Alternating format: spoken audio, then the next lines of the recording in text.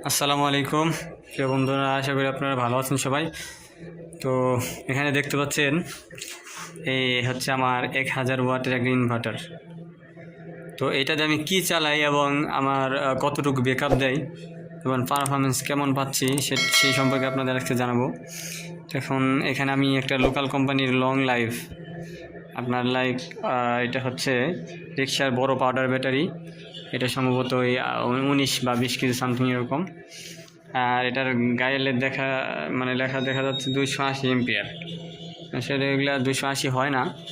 তো যাই হোক, এখানে আমি কি করছি দেখাই আপনাদেরকে। প্রথম যদি দেখায়, এখানে এই দুইটা হইতেছে ইনভার্টারের লাইন, ব্যাটারি থেকে ইনভার্টারে গেছে। আর এটা হচ্ছে আমার ডিসি লোড। আর এখান থেকে আমি একটা টয়লেটের বাতি নিছি, এই যে দেখা যাচ্ছে প্লাস, এই যে মাইনাস দিছি। এখান থেকে আমি টয়লেটে ডিসি ভাউল জ্বালাই, যখন কারেন্ট চলে গেলে তখন আমি টয়লেটে আসলে ডিসি ভাউল ওইটা চালাই। তো এখানে আমি সিস্টেম করছি, এই যে আপনাকে দেখা, এটা রিলে। এই রিলের মাধ্যমে আমি এমন একটা সিস্টেম করছি, দেখা যাচ্ছে এটা হলো আউটপুট। হ্যাঁ, এটা হচ্ছে আউটপুট। আর এখান থেকে ওই যে ইনভার্টারে যে তার আছে, এই যে ইনভার্টার থেকে যে আউট হয়েছে, এই ইনভার্টার থেকে আউট হয়ে এখানে আউট হয়েছে, এখানে ঢুকছে। ঠিক আছে, তখন কারেন্ট ছিল, এখন কারেন্ট চলে গেছে। এটা অনেক গরম হয়ে গেছে। যাই হোক, এটা একটু গরম হয়ে যায়। আর এটা হচ্ছে কারেন্টের ইনপুট। এটা হচ্ছে আপনার ইনভার্টার থেকে ইনপুট হয়ে এটার মধ্যে আসছে। আর এই যে কালো যে তারটা দেখতেছেন, এটা হইতেছে আপনার কারেন্টের লাইনে ইনপুট হয়ে এখানে আসতেছে। আর আমার যে লোড আছে, এই লোডের আউটপুট হলো এইটা। আসসালামু আলাইকুম প্রিয় বন্ধুরা, আশা করি আপনারা ভালো আছেন সবাই।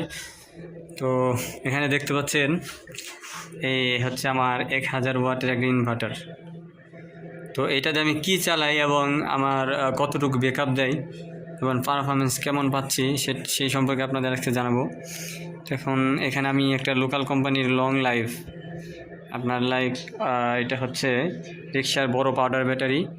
এটা সম্ভবত ওই 19 বা 20 কেজি সামথিং এরকম। আর এটার গায়ের লেখা দেখা যাচ্ছে 280 এম্পিয়ার। আসলে এগুলা 280 হয় না। তো যাই হোক, এখানে আমি কি করছি দেখাই আপনাদেরকে। প্রথম যদি দেখায়, এখানে এই দুইটা হইতেছে ইনভার্টারের লাইন, ব্যাটারি থেকে ইনভার্টারে গেছে। আর এটা হচ্ছে আমার ডিসি লোড। আর এখান থেকে আমি একটা টয়লেটের বাতি নিছি, এই যে দেখা যাচ্ছে প্লাস, এই যে মাইনাস দিছি।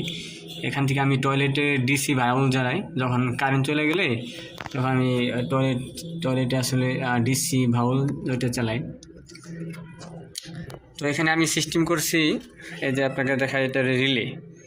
এই রিলের মাধ্যমে আমি এমন একটা সিস্টেম করছি,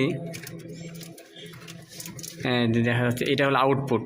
হ্যাঁ, এটা হচ্ছে আউটপুট। আর এখান থেকে ওই যে ইনভার্টারে যে তার আছে, এই যে ইনভার্টার থেকে যে আউট হয়েছে, এই ইনভার্টার থেকে আউট হয়ে এখানে আউট হয়েছে, এখানে ঢুকছে। ঠিক আছে, তখন কারেন্ট ছিল, এখন কারেন্ট চলে গেছে। এটা অনেক গরম হয়ে গেছে। যাই হোক, এটা একটু গরম হয়ে যায়। আর এটা হচ্ছে কারেন্টের ইনপুট। এটা হচ্ছে আপনার ইনভার্টার থেকে ইনপুট হয়ে এটার মধ্যে আসছে। আর এই যে কালো যে তারটা দেখতেছেন, এটা হইতেছে আপনার কারেন্টের লাইনে ইনপুট হয়ে এখানে আসতেছে। আর আমার যে লোড আছে, এই লোডের আউটপুট হলো এইটা। যখন কারেন্ট আসে তখন আপনার এই রিলে থেকে কারেন্টে চলে, এই আউট হয়ে এই রিলের মাধ্যমে কারেন্ট আউট হয়।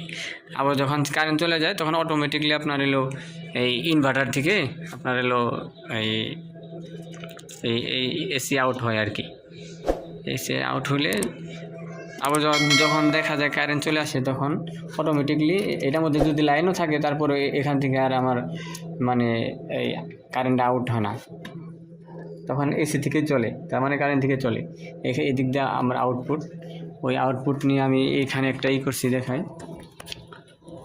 দুঃখিত, আমি আসলেও এটা এমনভাবে এক সাইডে ফিট করছি, বাসা বাড়ি তো তো এখান থেকে না এই প্রথম যে বোর্ড আছে এটার মধ্যে আমি আউটপুট দিছি, আউটপুট দিয়ে এখানে 2 পিনের তার দিয়ে এখানে 2টা লাইন করছি, 2 পিনের 2 পিনের 2টা তার, একটা দিয়ে হচ্ছে আমার এই দেখতে পাচ্ছেন উপরে এই বাতিটা জ্বলে, আর এই উপরে থেকে নিয়ে আপনার এদিকে এসে এই যে সিলিং ফ্যানের লাইনটা দিছি, ওই উপরে যে আপনার কারেন্টের লাইন ছিল ওখান থেকে যে দিচ্ছে ওটা আমি কাইটা দিয়ে আমি আলাদা করে এই যেভাবে লাইন আনছি, ঠিক আছে। 2 তারে লাইন করছি কারণ 2 তারে লাইন করলে সুবিধা হয়। আর এটা হচ্ছে আমার ইনভার্টার চার্জ দেওয়ার জন্য যে ইনপুট থাকে সেটা সেই ইনপুট, এটা এখান থেকে এই সকেট দিয়ে চার্জ হয়।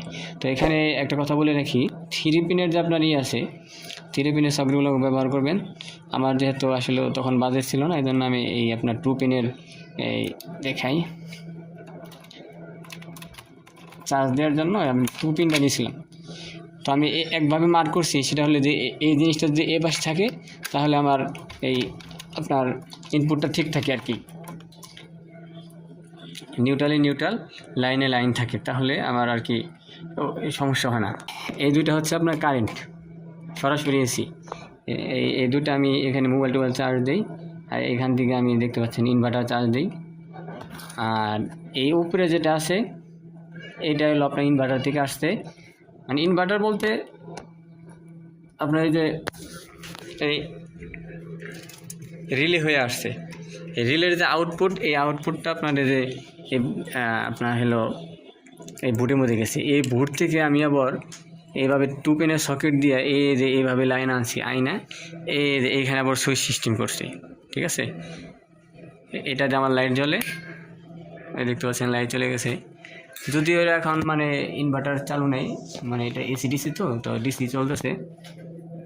এই যে লাইন এটা অফ করে দেয়, অফ হয়ে গেল। আর এটা হচ্ছে ফ্যানের সুইচ। আবার এই ফ্যানের সুইচ থেকে আমি আবার এখানে একটা রেগুলেটর দিছি আমার ফ্যানের কমানো বাড়ানোর জন্য।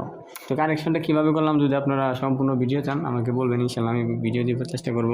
এই ইনভার্টার দেখুন এখন আমার ফ্যান কিন্তু অফ আছে, আমার বাসায় কারেন্ট নাই, এটা হচ্ছে আপনার এসি ডিসি এই জন্য জ্বলতেছে। এই যে দিলাম বিসমিল্লাহ, এই দেখেন এখানে লাইন এসে পড়ছে, ব্লিঙ্ক করতেছে। এখন এই ফ্যানের রেগুলেটরটা যদি আমি চালু দিই, এই যে ফ্যানের সুইচ,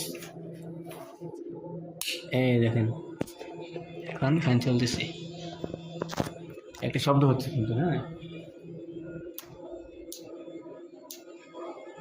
এই দেখেন শব্দ হচ্ছে। আর এই হচ্ছে আমার বাতির লাইন, এই যে বাতি দিয়ে আমি ফুল ব্রাইটনেসে চলতে হবে না। আর এখানে একটা আমি মিটার লাগাইছি, এই মিটারের মাধ্যমে কতটুকু চার্জ আছে সেটা দেখা যায়। এই চিকন তারের মাধ্যমে আমি মিটারটা লাগাইছি আর কি। আরেকটা জিনিস বলে রাখি, সেটা হলো এই ইনভার্টার যদি আপনারা ইউজ করেন আলাদা চার্জার ব্যবহার করা ভালো, কারণ ইনভার্টারের মাধ্যমে চার্জ হলে অনেক দেরি হয়, যার কারণে দেখা যায় সারা রাতে মাত্র এই যে 12.8 আছে না, এখন যদি আমি চার্জে লাগাই সর্বোচ্চ দেখা যাবে যে ধরেন 13.2 এই পর্যন্ত 2-3% এভাবে চার্জ নিতে পারে, তার থেকে বেশি চার্জ নিতে পারে না। তো বেশি ঘন ঘন যদি আপনার কারেন্ট যায় তাহলে দেখা যায় যে আপনার একটা আলাদা চার্জার কিনা ভালো। যেহেতু আমাদের এখানে কারেন্টের অবস্থা বেশ ভালো, কারেন্ট আল্লাহর মধ্যে যায় না, খুব কম যায়, তো আমার এটা দিয়ে চলে। এ হচ্ছে আজকের মতো এতটুকুই ভিডিও। আপনারা সবাই ভালো থাকবেন। ইনশাআল্লাহ যদি আরও এই ইনভার্টার নিয়ে আরও কোনো আপনারা ভিডিও চান আমাকে বলবেন, ইনশাআল্লাহ আমি আরও সুন্দর করে গুছিয়ে আমার কী কী সমস্যা আছে সেটাও বলতে পারেন, আমি ইনশাআল্লাহ আপনাদেরকে আরও সুন্দর করে ভিডিও দেওয়ার চেষ্টা করব। আজকে এই পর্যন্তই। আসসালামু আলাইকুম রহমতুল্লাহ।